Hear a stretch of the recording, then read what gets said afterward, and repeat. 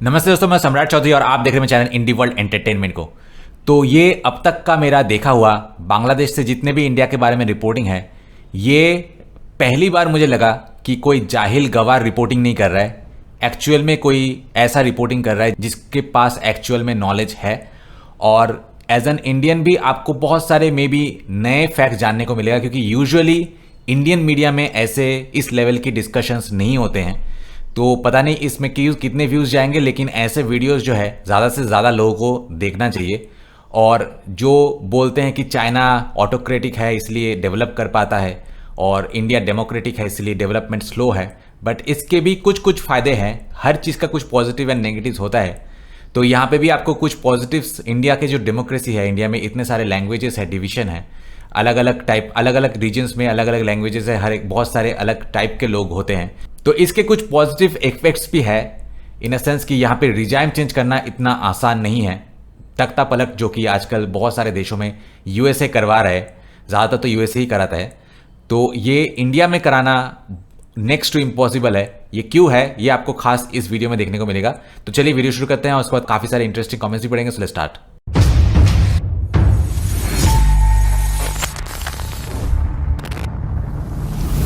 दोस्तों, मैंने बहुत सारे बिजनेस पार्टनर्स को, खास करके जो एनआरआईज है, उनके लिए चैनल बना के उनको इंडिया में एक stable source of income generate करके दिया है। अगर आप भी मेरे साथ पार्टनरशिप में चैनल स्टार्ट करना चाहते हैं, जहां चैनल के ओनर आप होंगे लेकिन कंटेंट मैं बना के दूंगा, तो मुझे कांटेक्ट कीजिए इस नंबर पे। दोस्तों, ये वीडियो कुछ ही दिन पहले यूट्यूब पर अपलोड हुआ था और इस वीडियो का टाइटल था जिन कारणों से भारत में पब्लिक रिबेलियन नहीं होता, डिससैटिस्फैक्शन बनाम डेमोक्रेसी। प्रधानमंत्री बासभवने मिलियंस ऑफ एक्साइटेड पीपल प्रधानमंत्री के रेजिडेंस में घुस चुके हैं। प्रधानमंत्री अपने दल बल के साथ विदेश भाग गए हैं। आर्मी चीफ ने इमरजेंसी मीटिंग बुलाई है। देश इस समय गवर्नमेंट से खाली है। ऐसी स्थिति तब पैदा होती है जब मास अपराइजिंग के जरिए सरकार का पतन होता है। बांग्लादेश, पाकिस्तान, नेपाल और म्यांमार, इन सभी देशों में कई बार मास अपराइजिंग के कारण सरकार गिर चुकी है। लेकिन भारत यहाँ एक एक्सेप्शन है। भारत को आजादी मिले लगभग 80 साल हो चुके हैं। इस लंबे समय में कुल 14 प्रधानमंत्री 22 बार सत्ता में आए हैं। हर बार सत्ता परिवर्तन वोट के जरिए हुआ है, किसी भी अपराइजिंग के माध्यम से नहीं।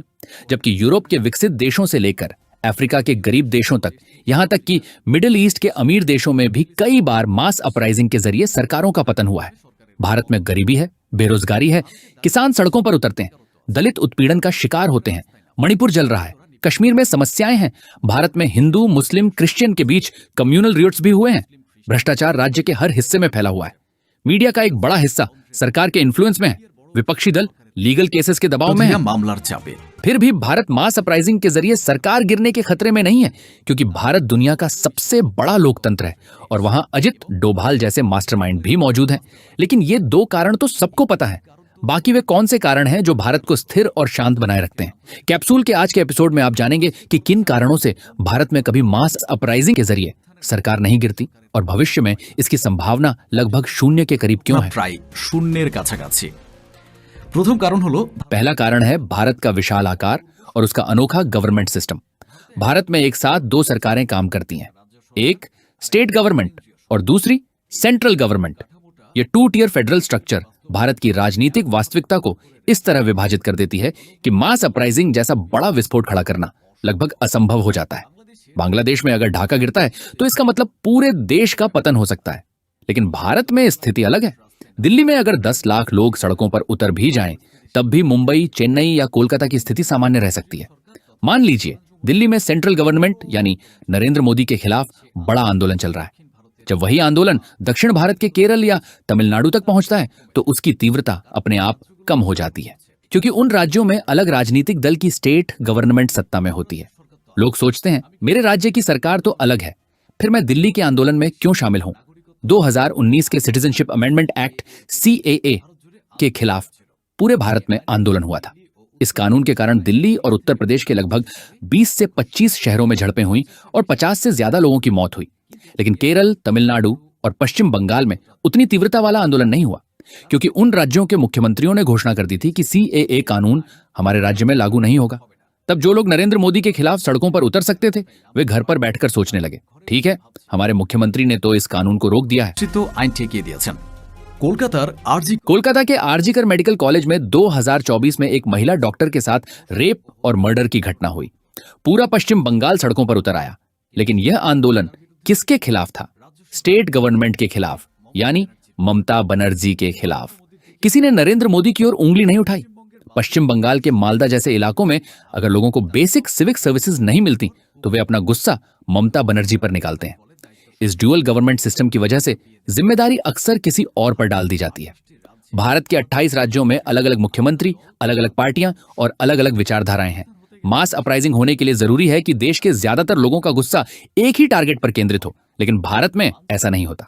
पंजाब या उत्तर प्रदेश में अगर फार्मर्स प्रोटेस्ट चलता है तो दूसरे राज्यों में जॉब्स के लिए आंदोलन होता है। बिहार में महंगाई के खिलाफ विरोध होता है। तमिलनाडु में हिंदी लैंग्वेज के खिलाफ आंदोलन होते हैं। सबके पास गुस्सा है, लेकिन वह अलग अलग दिशाओं में बटा हुआ है। इसीलिए आंदोलन होते तो हैं, लेकिन उनमें मोमेंटम नहीं बन पाता। हर आंदोलन कुछ समय बाद धीरे धीरे ठंडा पड़ जाता है। পরে এবার আসা যাক अब आते हैं दूसरे कारण पर। किसी देश में आंदोलन से सरकार गिरेगी या नहीं, यह काफी हद तक पुलिस पर निर्भर करता है। बांग्लादेश में अगर पुलिस किसी आंदोलन को रोकने के लिए लाठीचार्ज करती है तो सीधे प्रधानमंत्री पर उंगली उठती है, क्योंकि पूरे पुलिस फोर्स की चेन ऑफ कमांड आखिरकार प्रधानमंत्री तक जाती है। भारत में ऐसा नहीं है। यहां मल्टी लेयर्ड पुलिसिंग सिस्टम काम करता है। यहां जितनी पुलिस है उतनी तो कई देशों की पॉपुलेशन भी नहीं होती। भारत की पुलिसिंग स्ट्रक्चर कुल 7 हिस्सों में बंटी हुई है। पहला हिस्सा है स्टेट पुलिस, 28 राज्यों में अलग अलग पुलिस फोर्सेस हैं। दूसरा हिस्सा है CAPFs, central armed police forces, जो कई अलग अलग फोर्सेस से मिलकर बनी है। पहला स्तर बॉर्डर सिक्योरिटी का है। इसके तहत असम राइफल्स काम करती है, जो उत्तर पूर्व भारत में इंसर्जेंसी ऑपरेशंस और म्यांमार बॉर्डर की सुरक्षा में तैनात रहती है। Border security force BSF Pakistan और बांग्लादेश की सीमा की सुरक्षा में तैनात रहती है। इंडो टिबेटन बॉर्डर पुलिस चीन तिब्बत सीमा के लगभग 3488 किलोमीटर पहाड़ी इलाके की निगरानी करती है। सशस्त्र सीमा बल नेपाल और भूटान सीमा पर तैनात रहती है। दूसरा स्तर इंटरनल सिक्योरिटी का है।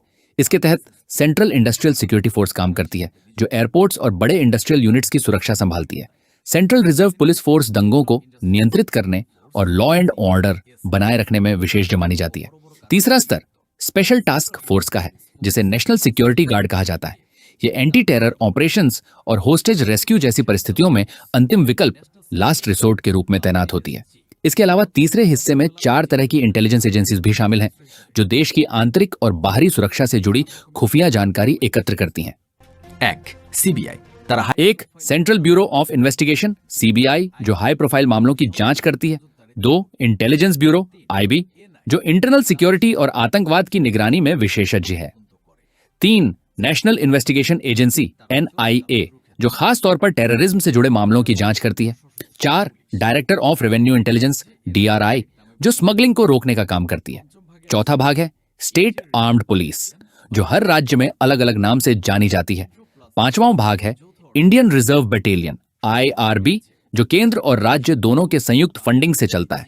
6ठा भाग है स्पेशल प्रोटेक्शन ग्रुप SPG, जिसका काम सिर्फ प्रधानमंत्री और उनके परिवार की 24x7 सुरक्षा करना है। 7वां भाग है कुछ special units, anti terrorism squad ATS, स्वैट टीम्स और क्विक रिस्पॉन्स टीम QRT। अब सोचिए, इस तरह के 7 स्तरीय मल्टी लेयर्ड सिक्योरिटी सिस्टम को पार करते हुए किसी बड़े आंदोलन को लगातार चलाना कितना मुश्किल हो जाता है। কতটা কঠিন ধরুন मान लीजिए पश्चिम बंगाल में नरेंद्र मोदी के खिलाफ आंदोलन चल रहा है। अगर स्टेट पुलिस लाठीचार्ज करती है तो दोष किस पर आएगा? स्टेट पुलिस और स्टेट गवर्नमेंट पर। तब मार खाने वाली जनता नारे लगाएगी, पुलिस की ऐसी कार्रवाई क्यों, और मुख्यमंत्री के इस्तीफे की मांग करेगी। इस तरह जो गुस्सा मोदी के खिलाफ था वह धीरे धीरे ममता बनर्जी की ओर शिफ्ट हो जाता है। यहां ध्यान देने वाली बात यह है कि कोई ममता बनर्जी पर यह आरोप नहीं लगा सकता कि वे मोदी के पर्पस को सर्व कर रही हैं, क्योंकि दोनों की पॉलिटिकल पार्टीज और आइडियोलॉजीज अलग हैं। इस तरह राज्य का गुस्सा राज्य के अंदर ही ठंडा हो जाता है, वह केंद्र तक पूरी ताकत से पहुंच ही नहीं पाता। लेकिन जब स्थिति स्टेट पुलिस के नियंत्रण से बाहर हो जाती है, तब केंद्र से central reserve police force CRPF को भेजा जाता है। यानी एक लेयर फेल होती है तो दूसरी लेयर सक्रिय हो जाती है। इसी वजह से आमतौर पर सेना आर्मी को बुलाने की जरूरत नहीं पड़ती। তাই সেনাবাহিনীর দরকার পড়ে না। আন্দোলন দমনে आंदोलन को नियंत्रित करने के लिए सेना की जरूरत न पड़ना किसी आशीर्वाद से कम नहीं है। बांग्लादेश इसका एक उदाहरण माना जाता है। वहां जब पुलिस विफल होती है तो सीधे सेना को बुलाना पड़ता है। बीच में अंसार और अन्य बल होते हैं, लेकिन वे आंदोलन नियंत्रण में उतने प्रभावी नहीं माने जाते।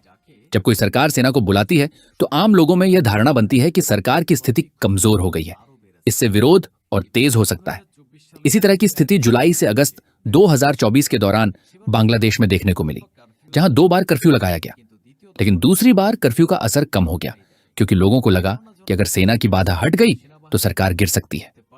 बाद में घटनाक्रम उसी दिशा में बढ़ता हुआ दिखाई दिया। এবার মূল জায়গায় নজর দেওয়া যাক, সেটি হলো अब आते हैं सबसे अहम बिंदु पर, फ्री एंड फेयर इलेक्शंस। अगर किसी देश में नियमित और निष्पक्ष चुनाव होते हैं तो वहां की जनता सड़कों पर उतरकर नहीं, बल्कि बैलेट के जरिए अपना गुस्सा और असंतोष जाहिर करती है। मास अपराइजिंग आमतौर पर तब होता है जब लोगों को लगता है कि उनके पास सत्ता बदलने का कोई लीगल वे नहीं बचा है। ट्यूनीशिया में जीन उल आबिदीन बेन अली करीब 23 साल तक सत्ता में रहे, बिना फेयर इलेक्शंस के। मिस्र में होस्नी मुबारक लगभग 30 साल तक सत्ता में रहे। बांग्लादेश में शेख हसीना की अवामी लीग सरकार पर भी चुनाव को लेकर सवाल उठते रहे। ऐसे हालात में लोगों के भीतर गुस्सा जमा होता है और उसी गुस्से से मास अपराइजिंग पैदा होता है। अब भारत की ओर देखिए, 1952 से भारत में नियमित चुनाव हो रहे हैं और समय समय पर सरकार बदलती रही है। 1977 में इंदिरा गांधी हार गईं। 1989 में राजीव गांधी को हार का सामना करना पड़ा। 2004 में अटल बिहारी वाजपेयी चुनाव हार गए। 2014 में कांग्रेस को बड़ी हार मिली। इस वास्तविकता ने लोगों के मन में एक विश्वास पैदा किया है, अगर बैलेट के जरिए जवाब दिया जा सकता है तो फिर सड़कों पर उतरने की जरूरत क्यों पड़े। ভারতে দুই ধরনের বড় भारत में 2 तरह के बड़े चुनाव होते हैं, पहला लोकसभा चुनाव और दूसरा विधानसभा चुनाव। लोकसभा चुनाव में प्रधानमंत्री तय होता है। हर 5 साल में लगभग 96 करोड़ भारतीय इसमें हिस्सा लेते हैं। वहीं विधानसभा चुनावों के जरिए राज्य सरकारें चुनी जाती हैं और 28 राज्यों में अलग अलग समय पर ये चुनाव होते रहते हैं। इसी वजह से भारत में पूरे साल किसी न किसी जगह इलेक्शन फेस्टिवल चलता रहता है। लेकिन सिर्फ वोट होना काफी नहीं है, चुनाव का फेयर होना भी जरूरी है। भारत के संविधान के आर्टिकल 324 के अनुसार चुनाव कराने, उसकी निगरानी और नियंत्रण की पूरी जिम्मेदारी इलेक्शन कमीशन ऑफ इंडिया के पास होती है। यह आयोग किसी भी सरकारी मंत्रालय या विभाग के अधीन काम नहीं करता, जिससे इसे बिना राजनीतिक दबाव के फैसले लेने की स्वतंत्रता मिलती है। कई बार सत्ताधारी पार्टी भी राज्यों में चुनाव हार जाती है।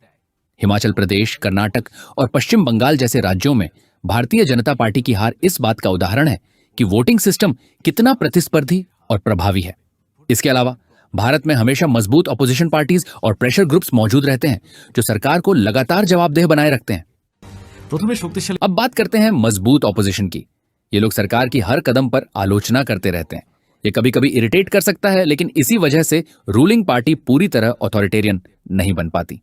दूसरी तरफ प्रेशर ग्रुप्स होते हैं जो अलग अलग मुद्दों पर सरकार से सवाल पूछते हैं। इनमें journalists, comedians, writers, university teachers और कई अन्य प्रोफेशनल्स के लोग शामिल होते हैं। इनके होने से सरकार पर एक तरह का कंट्रोल बना रहता है और वह पूरी तरह बेलगाम नहीं हो पाती। इस तरह ऑपोजिशन पार्टीज और प्रेशर ग्रुप्स मिलकर जनता की आवाज और उनकी उम्मीदों को सामने लाते हैं। नतीजा यह होता है कि लोगों को अपनी बात कहने के लिए सड़कों पर उतरकर अपराइजिंग करने की जरूरत नहीं पड़ती। লাগে না। নিজ দেশে বিদ্রোহ দমনে अपने देश में विद्रोह को नियंत्रित करने के लिए भारत मेनली 3 फ्रंट्स पर काम करता है। पहला फ्रंट है उत्तर पूर्व भारत, यानी 7 सिस्टर्स रीजन। यहां भारत सरकार ने कई शांति समझौते किए हैं और यह भी सुनिश्चित किया जाता है कि विद्रोहियों को हथियार या सुरक्षित ठिकाने न मिले। दूसरा फ्रंट है लेफ्ट विंग एक्सट्रीमिज्म, यानी नक्सलवाद।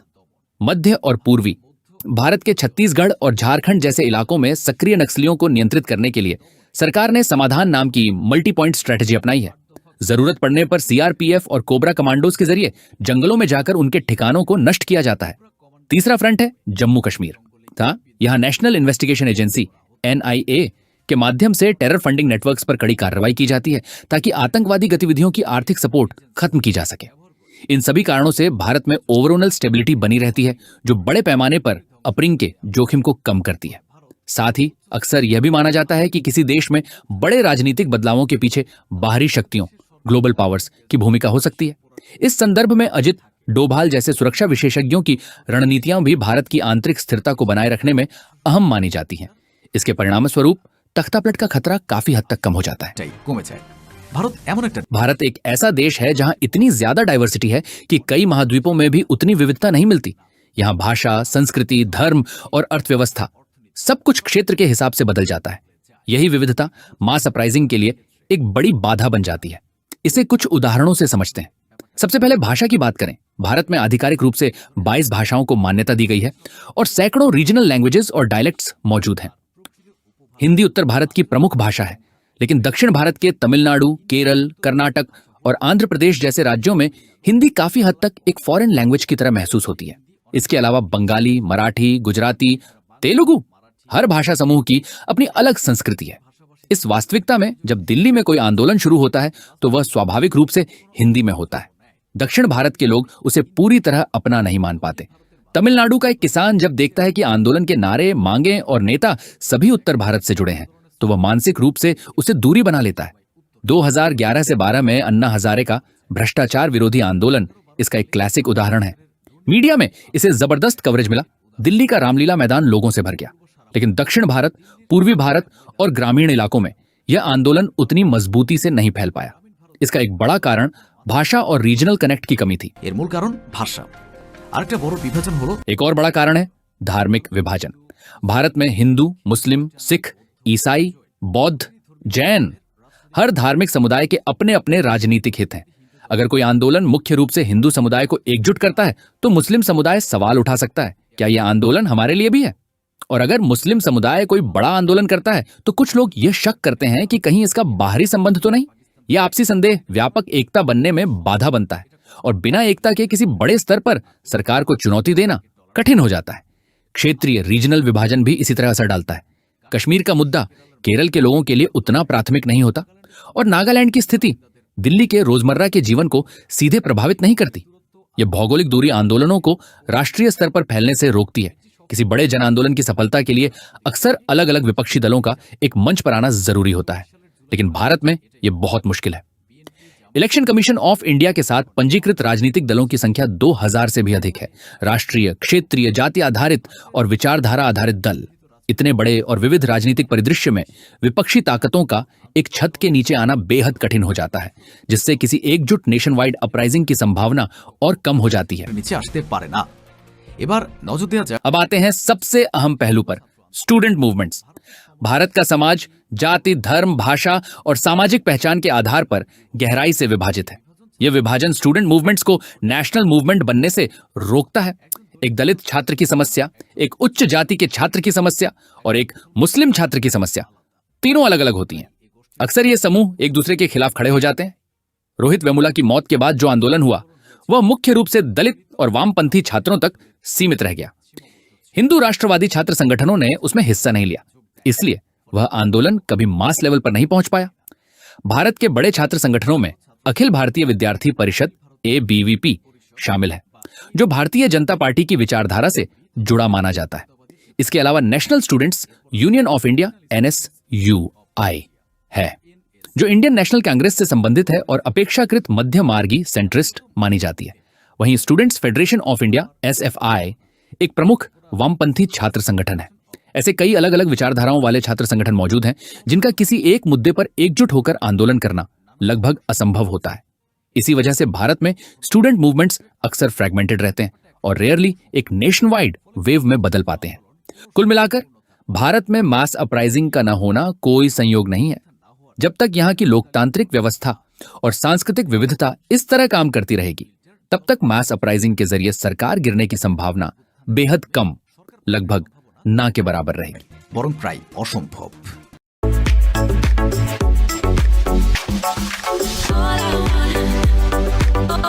सबसे पहले रॉकी बुल ने लिखा है कि क्योंकि भारत दूसरे देशों का दलाल नहीं है, वे अपने देश के लिए काम करते हैं और बांग्लादेश में सत्ता में रहने के लिए दूसरे देशों की तस्करी से भी लोग हिचकते नहीं। उसके बाद चेंज द गेम ने लिखा है कि यहां कन्वर्ट मुस्लिम की संख्या कम है। उसके बाद देवतोष राय ने लिखा है कि इंडिया के पास दुनिया का सबसे बड़ा कॉन्स्टिट्यूशन है।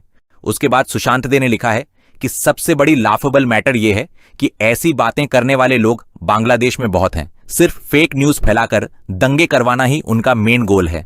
एजुकेशन और साइंस पर चर्चा नहीं होती, सिर्फ धर्म पर होती है, इसलिए ऐसा होना स्वाभाविक है। उसके बाद संतोष कुमार मिश्र ने लिखा है कि यहां हिंदू मेजॉरिटी कंट्री है, मुस्लिम नहीं। उसके बाद प्रभात रॉय ने लिखा है कि इसमें ब्रेन वॉश का मामला भी है, जिसका जितना जल्दी ब्रेन वॉश किया जा सकता है उससे उतना ही ज्यादा फायदा उठाया जा सकता है। उसके बाद संदीप दास ने लिखा है कि अगर तुम डर गए तो तुम खत्म, अगर तुम अंडरवेयर लेकर भागो तो तुम बांग्लादेशी। उसके बाद राथिंस मोशन ने लिखा है कि मामला यह है कि बांग्लादेश के बड़े नेता पहले इंग्लैंड, अमेरिका या किसी अमीर देश के नागरिक बन जाते हैं, मौका मिलते ही बांग्लादेश आकर चुनाव जीतकर सत्ता का मिसयूज करते हैं। लेकिन भारतीय नेताओं के पास ऐसी ड्यूअल सिटीजनशिप नहीं होती। उसके बाद रिंकू दादा ने लिखा है कि पहला और सबसे बड़ा कारण भारत के लोग अपने प्राइम मिनिस्टर के साथ हैं। उसके बाद सुदीप कुमार सान्याल ने लिखा है कि भारत हमेशा से ऐसा नहीं था, सनातन धर्म की वजह से यह सब नहीं होता। उसके बाद हिजी बीजी ने लिखा है कि अमेरिका हमेशा चाहता है कि भारत की सरकार मास मूवमेंट से गिर जाए, लेकिन यह कभी संभव नहीं। उसके बाद सुतापा बोस ने लिखा है कि भारत की सेना की तुलना बांग्लादेश की सेना से नहीं की जा सकती। बांग्लादेश की सेना डोमेस्टिक और अनफेथफुल है और लगभग सभी मुस्लिम देशों की यही स्थिति है। भारत हिंदू प्रधान देश है, इसलिए इसकी डेमोक्रेटिक फाउंडेशन मजबूत है, जिसे बांग्लादेशी नहीं समझेंगे। उसके बाद मोहम्मद शाहजहां ने लिखा है कि वेरी ब्यूटीफुल एनालिसिस। कई समस्याओं के बावजूद भारत में एक डेमोक्रेटिक स्ट्रक्चर है जहां न्यूट्रल इलेक्शन सिस्टम है, इसलिए मास मूवमेंट की जरूरत नहीं पड़ती। उसके बाद वुल्फ ऑफ दलाल स्ट्रीट ने लिखा है कि आप सब कुछ समझते हैं लेकिन असली बात नहीं समझते। भारत एक हिंदू मेजॉरिटी देश है और हिंदू शांतिप्रिय होते हैं। वे जहां भी रहते हैं शांति से रहते हैं, ये इतिहास से साबित है। उसके बाद ध्रुबल ओहकोर ने लिखा है इंडिया उग्र फंडामेंटलिस्ट्स का मक्का नहीं है। उसके बाद रिद्धिमान पाल ने लिखा है कि अगर मास मूवमेंट की कोशिश भी होगी तो जो भी सरकार में होगा उसे रोक देगा। ये भी हमारी डेमोक्रेसी की जीत है। उसके बाद गौतम साहा ने लिखा है कि अगर जनता शिक्षित हो, आराम से जीवन जी रही हो और कोई समस्या आए तो सर्वदलीय बैठक हमें एकजुट करती है। हमारी भाषाएं अलग हो सकती हैं लेकिन भगवान एक है और हिंदू हिंसा में विश्वास नहीं करते। यही है हमारा भारत। भारत माता की जय। उसके बाद निपु कर्मकार ने लिखा है कि यह चाणक्य का देश है। जब तक चाणक्य जैसे लोग हैं भारत में कभी मास मूवमेंट नहीं होगा। उसके बाद एडमिन आमिर हमजा ने लिखा है कि भारत में हमारे देश की तरह टेररिस्ट और फेक डॉक्टर नहीं है। उसके बाद अर्पण दास ने लिखा है कि मास मूवमेंट से भी बुरा तब होता है जब लोग सब समझकर भी यह नहीं मानते कि इसके पीछे किसी दूसरे देश का हाथ है। उसके बाद यूनिक मेलोडी गीत ने लिखा है कि सबसे महत्वपूर्ण बात यह है कि भारत में सेना को सबसे ज्यादा सम्मान दिया जाता है। अगर कभी सेना को प्रोटेस्ट कंट्रोल करना पड़े तो प्रोटेस्ट करने वाले भी शांत हो जाएंगे, लेकिन ऐसा दिन कभी नहीं आना चाहिए। हम दुनिया का सबसे बड़ा डेमोक्रेसी हैं और वोटिंग से जवाब देते हैं। उसके बाद कॉलमी सेन ने लिखा है कि the answer is constitution and the structure of federal system. उसके बाद नेवर माइंड ने लिखा है कि यह सब बेकार बातें हैं। भारत की डेमोक्रेसी कितनी मजबूत है इसका अंदाजा भी इस आदमी को नहीं है। उसके बाद यूजर वाई एच ने लिखा है कि भारत के लोग देशभक्त हैं। उसके बाद नेहा घोष ने लिखा है कि इस वीडियो में कोई प्रैक्टिकल लॉजिक नहीं है। भारत के मास मूवमेंट को लेकर पड़ोसी को इतनी चिंता क्यों है, उन्हें अपने देश पर ध्यान देना चाहिए। उसके बाद अनूप मंडल ने लिखा है कि भारत की जनता सभ्य है और देश विरोधी ताकतें राजनीति नहीं करती। उसके बाद ओपी सम्राट गेमर ने लिखा है कि भारत के खिलाफ सोचने की भी कोशिश मत करना। अभी 2 वक्त की रोटी मिल रही है, वो भी नहीं मिलेगी, और अगर बंगालियों को भारत से अलग करने की कोशिश की तो इतिहास भूगोल सब बदल देंगे। जय बंग जय हिंद। उसके बाद गौरव चक्रवर्ती ने लिखा है कि हम गुंडागर्दी करके सरकार नहीं बदलते, हम वोट देकर सरकार बदलते हैं। अगर हम मास मूवमेंट करते तो पश्चिम बंगाल की मुख्यमंत्री ममता बनर्जी के खिलाफ कर चुके होते, लेकिन हमने ऐसा नहीं किया। उसके बाद शुभम मंडल ने लिखा है कि इसी कारण भारत इतना महान है। उसके बाद सबूज बर्मन ने लिखा है कि यह कंगालों जैसा मदरसा छाप देश नहीं है, भारत देशभक्तों का देश है।